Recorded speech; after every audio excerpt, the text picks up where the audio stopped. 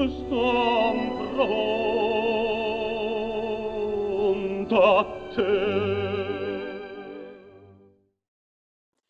and welcome back to Mystery Bel Canto. My name is Joseph Cianciulli. I am your host. I am also the founder of the Academy Bel Canto, and we are today going to talk about posture. Posture within the R.M. Evans method of vocal mastery, the Garcia lineage. Posture is very, very important in the Bel Canto lineage of voice building.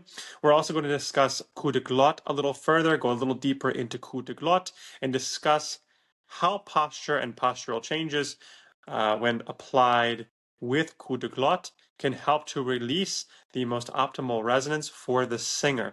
So let's first talk about posture, what it is not. So when it comes to posture, posture is not just the way you stand. A lot of teachers just think of posture as in the body posture, the physical posture of the torso and the hips, but posture is also the posture of the embouchure, or the shape that you have in the mouth.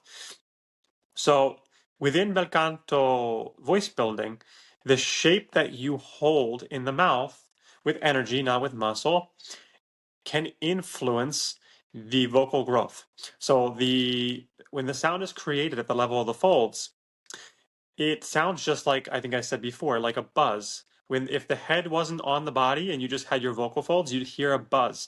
And as that buzzed, or as you have the pharynx, the back of the mouth, as you have a shape in the mouth, you have the tongue, you have the oral cavity, the nasal pharynx, you have all these different areas in the mouth that, when shaped, influence the quality of the sound. So when we talk about posture, we're not only talking about the bodily posture, we're also talking about the posture of the embouchure, the mouth, the posture of the lower body, the hips, the torso. So what is correct posture? What's the optimal posture within the Bel Canto method to vocal mastery? That would be an upright posture that's almost taught. But let's talk about first the torso, because that's where many singers and teachers seem to focus the most attention. So the posture of the torso should be a stacking posture. So the shoulders should be stacked over top of the hips over top of the knees, and the ankles below there. The shoulder should also be in line with the ears. Okay, so we shouldn't see singers pulling back, okay, with the head. We also shouldn't see them jutting out and reaching with the head. Male singers, this is young male singers, this is very common to see, like men reaching, especially for higher notes. Okay, they tend to reach up for their higher notes, and it pulls them out of their correct posture. Now, posture can be changed based on what you're hearing from the voice. Okay, so let me explain further.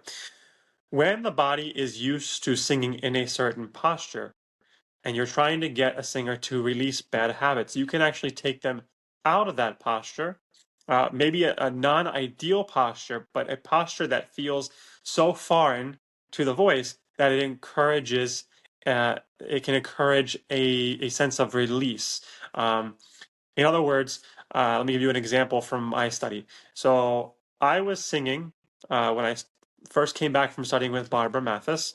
Dr. Barbara had me singing in a more nasal position, a more nasal resonance, because she was trying to pull the muscling from the throat. Okay, so Dan had me do this exercise where he had me put my one hand on my chest and take my other hand and put it just below the occipital ridge. That's the bone at the base of the skull. There's a bone, and then there's a little soft space, and he had me put my 5 fingers there, and he had me, with my hand, bring my head slightly forward, slightly forward. Now, what this did is it altered the posture in such a way that singing in that posture felt completely different. But he was able to isolate me away from the muscled state, and when he isolated me away from that muscled state, the body was unable to hold the muscled resonance that I was used to holding in a more perfect posture. But what this was able to do was help me to feel a new sensation of release, so that I could take that sensation back into the correct posture a couple weeks or months down the line when that sensation was more ingrained in the body and I was able to actually reproduce that sensation. So taking the body out of posture is an excellent tool when you hear muscle tension or a muscular involvement in the voice, but you really don't know. Exercise just isn't getting the muscular tension out. You can physically pull the person out of posture by either adjusting the head and the neck. You could also have the singer lie on the back and use gravities, because a lot of singers are using this upright posture as a way of gripping and grabbing. So when you lay them on the ground, it's very hard to use those same gripping and grabbing muscles. The other way you can pull singers out of posture or adjust the posture is you can have them sing against the wall.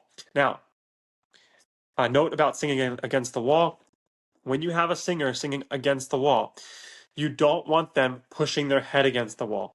Okay, you want the head to be free and the chin and head slightly off the wall, but the shoulders touching the wall, the hips touching the wall.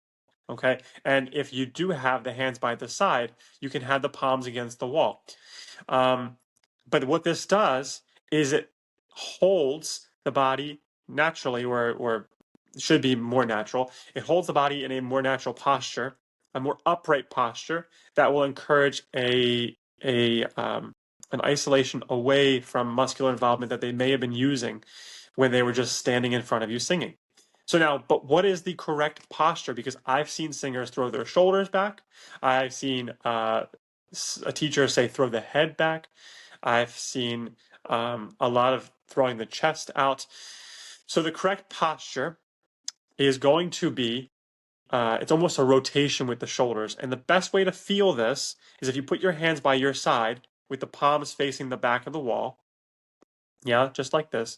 And then you rotate them both this way, the full arm. Yeah. And what you should feel is as you keep rotating, you'll feel the shoulder blades move down and together slightly.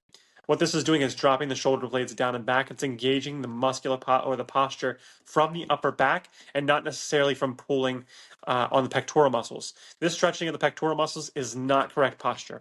What you're going to do is create tension across the chest area, which is going to lead to tension into the laryngeal muscles, both extrinsic and then the intrinsic, and then eventually it's going to cause muscular tension into the voice. So again, when you rotate your arms, you feel the shoulders go from here, maybe they go down and back. Yeah, and you keep rotating as much as you can comfortably until you feel that rotation. The second step to this postural exercise is that once you feel that rotation, you want to try and hold the rotation with your hands dangling by your side. Okay? And the third part is you want to be able to breathe with your diaphragmatic four-step arm Evans breath while holding this posture and while trying to feel an expanded state in the rib cage. This is very, very difficult to do, but over time it just becomes your natural posture. Now, the other way to feel correct posture, the tautness of correct posture as a singer, is by putting your fingertips against the wall, putting your back against the wall, leaving your head slightly off the wall, and leaving your hips on the wall. Your feet also will be gently off the wall. So the only thing touching the wall will be your fingertips, not your elbows, your fingertips, your shoulders, the back, upper back, your hips, and that's it. Fingertips, back, and the hips. What you'll do is you'll gently bring your elbows down while keeping your fingertips on the wall. What this is doing is engaging the muscles in the upper back that hold posture. Okay, they hold the correct posture. This is the same thing for people who go to the gym. This is the same thing like that the lat press is supposed to be doing. The lat press is technically supposed to be reinforcing correct posture. So you really should only need 2 to 5 pounds on the lat press to go down to feel the correct posture, just like a wall angel, which is what this is, and then release the posture. Hold the posture and release the posture. So again, the correct name for this exercise is a wall angel. It's used to correct things like hyperkyphosis. So if you have a student who has kind of that hump in the upper back, yeah, and they're not really sure what to do, this is something that you can prescribe to them at home in between lessons. They should do this maybe 3 to 5 times a day. And what they do again is the fingertips are touching the wall, the back is touching the wall, and the hips are touching the wall. They bring their fingertips down with the elbows down gently, as comfortable as they can, without jutting the chest open. You don't want to open in the rib cage. Now what you'll feel is the back muscles engage if you're not opening up. If you open up, what's going to happen is you're not going to feel any engagement. So you go as low as you can and you hold it. You feel the muscles engage and you exercise them. And then you release them. And then you hold them and you release them 3 to 5 times, once to 2 times a day. And this will help reinforce the postural muscles. Now, the next thing I want to talk about regarding posture is going to be the head. We talked about the torso posture, and we've given you some exercises to actually feel the posture of the upper torso. So unlike in dance where the rib cage should be closed, we want to actually feel an expanded rib cage. We want to feel the shoulders down and back. No throwing the elbows and the shoulders back. We want to feel a rotation down and back. And you want your shoulders over top of your hips. Now, the head, because I've seen this perform before in the upper range for the male, but there is what's called a toggle in the neck and the head for the male voice at a certain range. I see some singers throwing their head back, and that is not the toggle. The bel canto toggle was used in order to facilitate a more released tone through the laryngeal tilt that happens at a certain point in the vocal register. Now, SLPs will tell you that it's because there's a stretching in the vocal folds. What actually is happening is at a certain point in the vocal register, in order for more of the vocal folds to connect together, there is a lengthening of the folds and a tilting through the musculature of the larynx that needs to be supported. And you need to have or promote freedom. And in order to do that, we have to actually lift the chin gently. We don't want to throw the head back and crush the cranial nerves. We want to actually encourage a release of pressure from that pressure down. This is why singers who tend to go like this and drop the chin for high notes, they're actually compressing into the laryngeal tilt that's trying to happen. It's going to cause muscular tension in the long run. So we really don't want to be compressing down. We want to actually give freedom and release from that, from what's happening with the tilt. So what we do is we gently lift up and we give a little bit of tilt upward to the second row or to the balcony. Okay, so when it comes to the posture of the head, it's very important that we are almost taut with the head, yeah? We don't want to be, no military posture. Military posture is when you bring the chin in and you lengthen the spine this way. Yeah, we don't want to be there. But there is a tautness. You don't want to be letting the chin drop forward, yeah? You want to have the ears over top of the shoulders. So if you have to look into a mirror, or if you have to check yourself, so either palpate or look in the mirror to analyze yourself, then do so. But the one important aspect to the posture of the head is is keeping in mind that from appoggio into passaggio, you have to employ the adjustment to posture, which is the tilt. Okay, the head tilt that allows for the laryngeal tilt forward. The larynx tilts forward and down and forward. The head has to tilt up gently. No reaching. It's just the chin goes from neutral and up. We never go down. We never push down into the larynx. Okay, so now what about the posture of the mouth? We're going to start talking now about the embouchure, the tongue, the shape of the mouth, the inhalation that you breathe in through. And we'll talk about these things in later episodes as well and probably go into more detail. But I want a brief introduction into a number of topics in this episode, just to keep or to ensure that everybody gets as much value as possible from this podcast. So let's first talk about the shape that you breathe in through. Now, we employ what's called coperto. There's also what's called coperto. But coperto means little u. Yes? So when we breathe in through little u, as we've spoken about, pin-sized opening in the lips with a long jaw. Okay, with the R.M. Evans 4-step breath process, what we're doing is we're expanding the space naturally from the top of the pharynx to the bottom of the pharynx, right? Just like we've talked about. Now, when you release resonance, it's not important that you pull the jaw down, just really push the jaw down. I know there's a lot of, there's a big movement of teachers or a large group of singers and teachers out there that talk about let the jaw down all the time. And yes, letting the jaw down or releasing the jaw down or stretching the jaw down does allow for more vocal freedom because musculature that may get involved is not it's not able to as easily grab and grip when you stretch the jaw down. That's the same kind of theory behind moving the head while you sing. But no, I'm talking about the actual shape you sing through, you release resonance through. So the upper teeth, as I was told by Dan, he was very adamant that the upper teeth are used like a bell. So the upper front teeth, the two front teeth, when you release resonance towards these two front teeth, they vibrate and they facilitate a connection to squillo. Okay. When you cover the teeth for o, for a, for e, for e, what you're doing is you're actually dampening the bell. So we need to be very, very diligent as male singers to show upper teeth for the vowels a, e, and e. E, E, E. Yeah, this allows for the most optimal of release of squillo and not a kind of suppression of the characteristic qualities of squillo, the sensation of squillo. So the posture is very, very important, or in relation to posture of the mouth, it's very important that you don't, based on the vowel choice, cover the upper teeth. Now, the bottom teeth is a separate story. When you show bottom teeth, or you see that in your students, maybe you see that in yourself, that is a sign of jaw tension. When you see bottom teeth, it's a sign that you have musculature getting involved either from the mandible or from the facial muscles that are trying to work against each other. So the jaw is pulling up, the facial muscles are pulling down. This is not a good thing to see.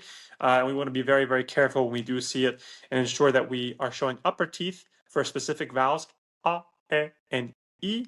But for o and u, we give the shape of o or coperto u in order to encourage the optimal pharyngeal space. Again, we're not holding pharyngeal space, but just by holding the shape with energy, we have space. We don't hold anything with tension. The only thing we hold in the posture is the rib cage, and we try to hold it in an expanded state with energy, not with muscle, but by engaging the intercostal muscles. So now the tongue. The tongue is so overlooked and and misunderstood. The tongue is your muscle of vowel. Okay, so when the tongue is shaped in a certain way and sound moves over the tongue, you perceive sound as, X, Y, and Z vowel, a, e, I, o, and u. It's about the tongue shape is what determines the quality of vowel, okay, or what exactly the vowel is. So do it for me now. Say a and then say e. So when you say a, what happens to the sides of the tongue? Are they high or low? When you say e, are they high or low?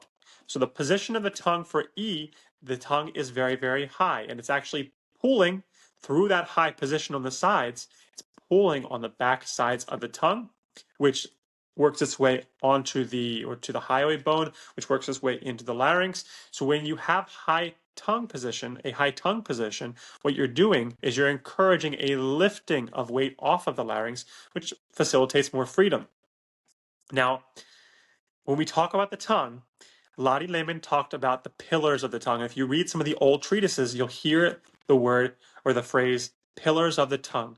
The pillars of the tongue are the back sides of the tongue. As the tongue comes up from the throat and wraps or moves its way into the oral cavity, you have the back sides, which are called the pillars. You want those pillars to remain high, even on the ah vowel. On yeah? You want to have a high pillar. As you say a and e, more of the sides of the tongue are coming up. However, the back sides are always really remaining lifted. Same with o and u. You can keep the pillars high on the back sides of the tongue. I'm not saying you should keep the full sides up because it's only used and implemented for e, which is a very, very focused vowel. But the back sides of the pillars have to remain raised even for ah, and the sound is released to campana, or the ridge behind the front teeth. Now, if you have a singer and you hear that the sound is in their throat, ah, ah, ah, they could be employing pillar, but they're squeezing in the back of the mouth, which is pulling sound to the back of the mouth. If you keep the resonance moving toward the ah, toward the teeth with high pillar, ah, ah, ah, you have a pure ah vowel. Whenever you hear in the sound, you know that there's some type of muscular involvement.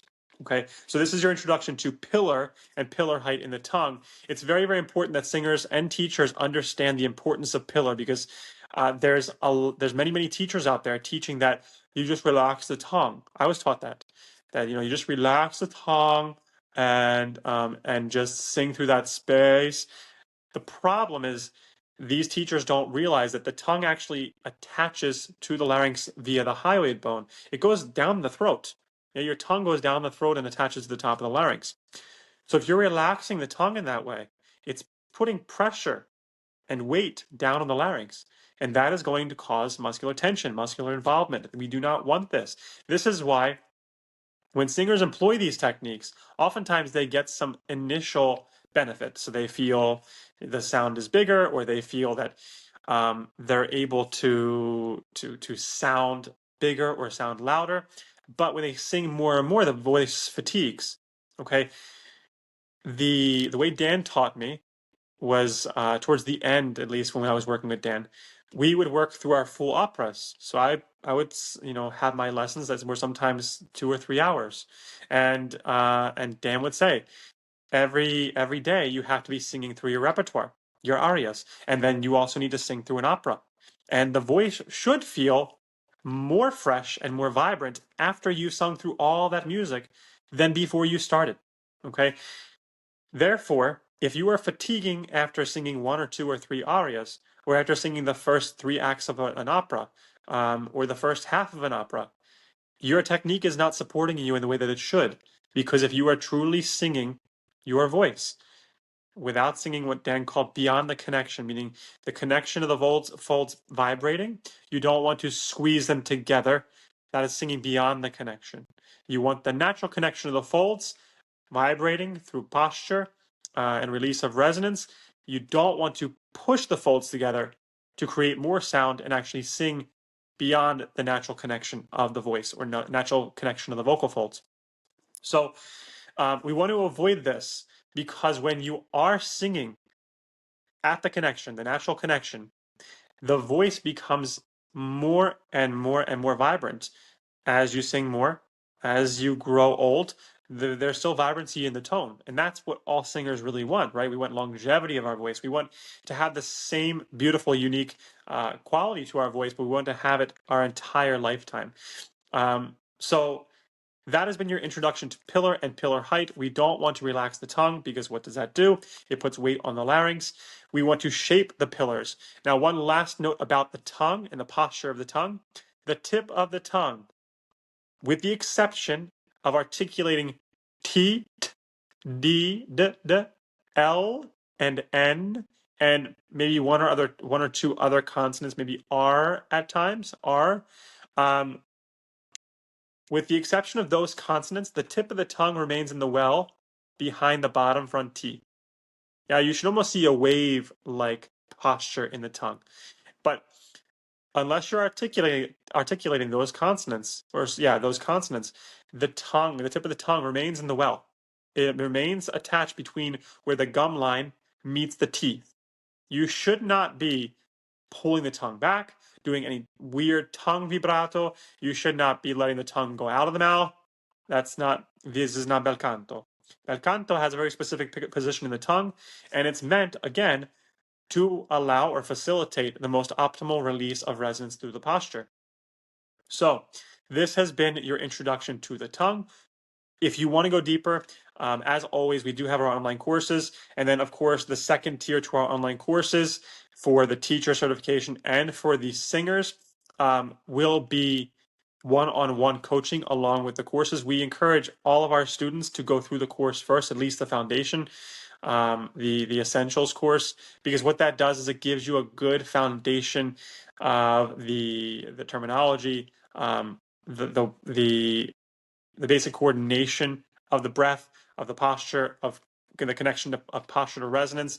So when lessons start, you're not necessarily asking a lot of questions about these basic concepts that really can be taught through a course like what we've offered. So if you are interested in diving deeper into posture, into the tongue, into the pillars of the tongue, jump into our online course, learn more there. But we are going to talk about one last concept, very misunderstood. It is called Coup de Glotte, and singers, teachers, SLPs, there have been so many misunderstandings regarding Coup de Glotte. It is not glottal shock. Okay, even in Garcia's time, Coup de Glotte was being kind of fought against by these other teachers of the time that were not bel canto masters of voice or voice building because they didn't understand it.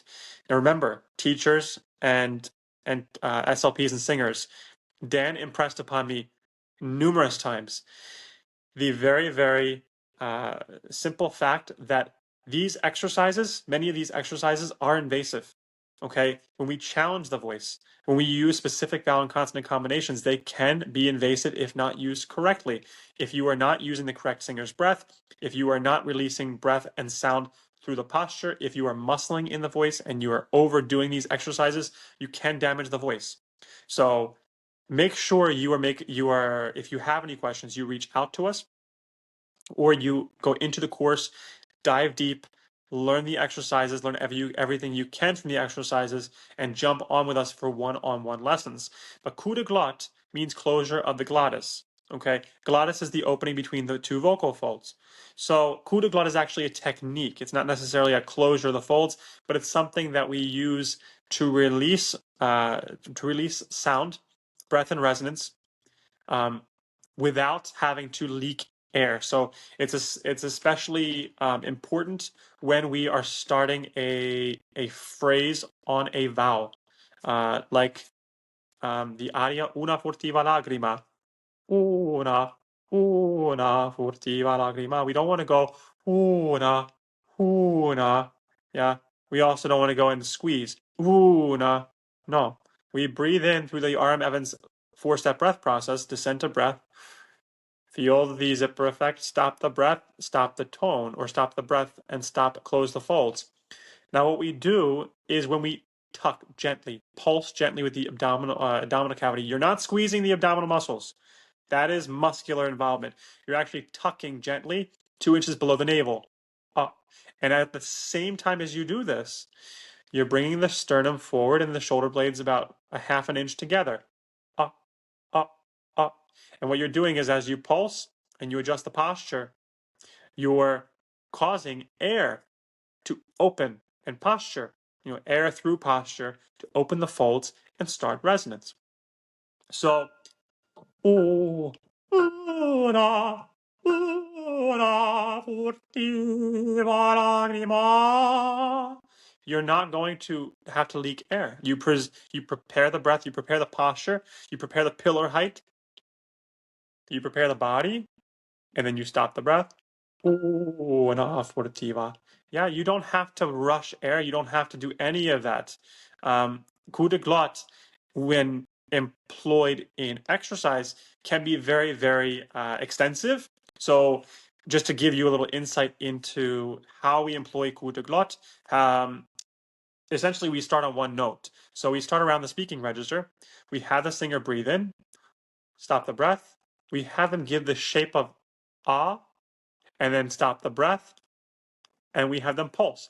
Ah, and just hold the note until it runs out. You have to be listening for whether or not they're squeezing or muscling into the connection, or if it's truly the posture and the tuck that's opening the folds. Then you can eventually take them up one note. Ah, and then eventually 3 notes. Ah, and you can take them up and down. Ah. And then eventually you can take them in half step and then in thirds. The process to building coup de glotte is a very long process. However, eventually you would get to those exercises like I was taught incorrectly, which is on thirds. So Yeah, I know many singers are taught to add an H.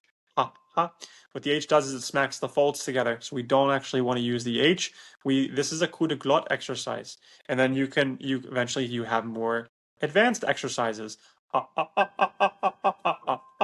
this is all diaphragmatic pulsing and resetting of the glottis to properly release resonance through coup de glotte.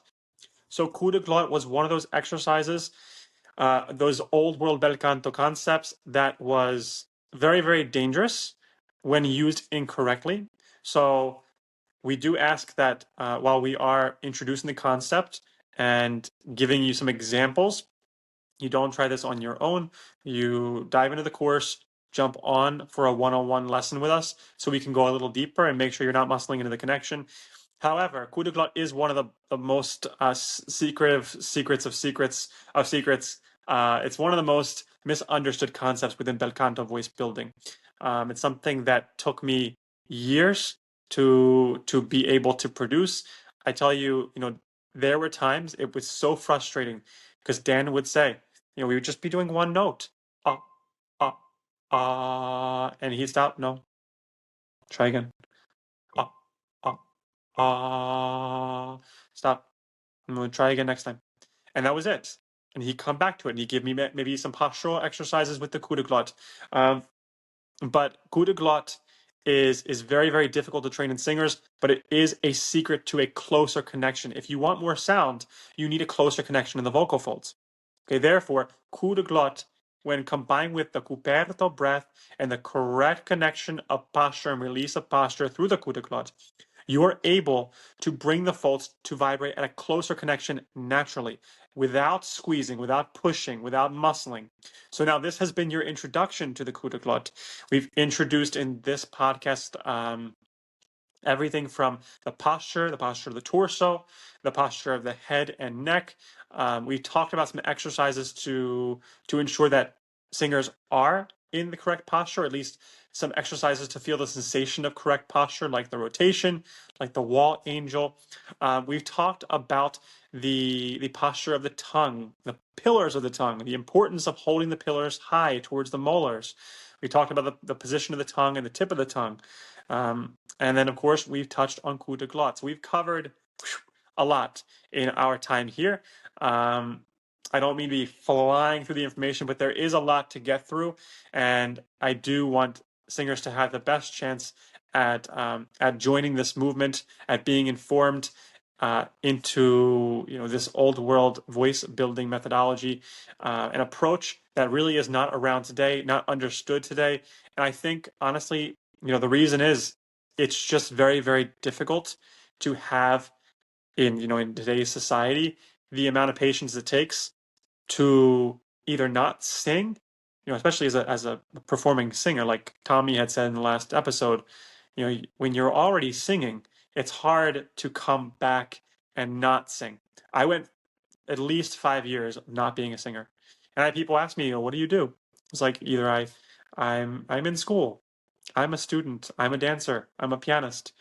So when I was, post my graduate work and post my SLP training, people were so surprised, especially with the ballet and in different areas that I had performed professionally, and like, you sing too. It's like that's what I've always wanted to do. I've always been working towards singing, but in order to really embody this old world technique that I felt, I felt called to do, I had to come off of it and not be a singer for quite some time and just kind of work my voice, for hours and hours a week, but not necessarily go out and sing for jobs and for auditions and competitions. But it's now time to bring this information to the modern world.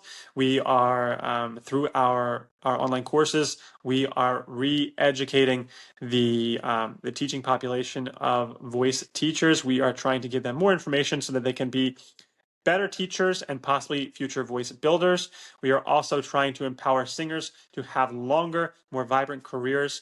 And of course, if you would like to be a part of that group or you'd like to be a part of that movement, join us at vocalmastery.podia.com. We will see you for our next episode. If you have any questions, leave them in the comment section.